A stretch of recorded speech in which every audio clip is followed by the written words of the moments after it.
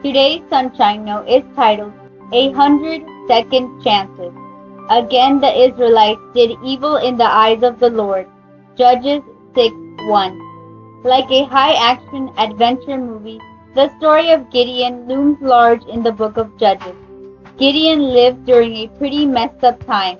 His own father had erected both an altar to Baal and an Asherah hole, which was where sex orgies and sacrifices, sometimes even human, took place. Of course, this means that Israel had abandoned God once again, and as a result they were literally starving. All the nations around them had been allowed to invade their land and plunder their crops and livestock. When the Lord first found Gideon, he was threshing wheat in a winepress, hidden from view in an effort to keep anyone from finding and stealing the grain. God chose Gideon for a reason.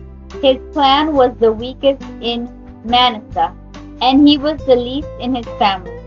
God commanded Gideon to tear down his father's altar and Asherah hole and build an altar to God instead, offering a sacrifice using wood from the pole as fuel.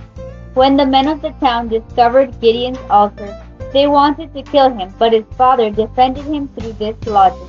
Let Baal defend himself if he really is a god. But God was not through with Gideon. Next, his spirit came upon Gideon, and he mustered up an army. In the meantime, Gideon twice put out his infamous fleece to make sure the Lord had really called him to free his people from the Midianites.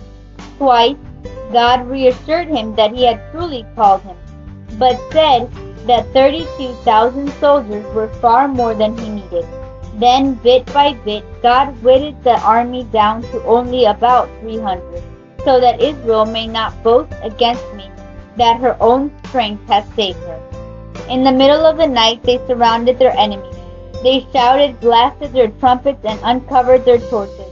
God caused the Midianites to fall into confusion, turn on each other with their swords, and flee. Then Israel enjoyed 40 years of peace.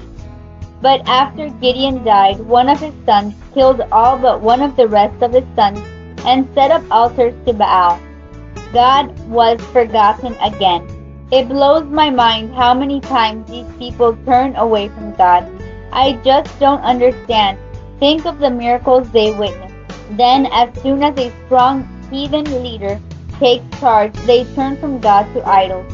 And yet He seeks them time after time.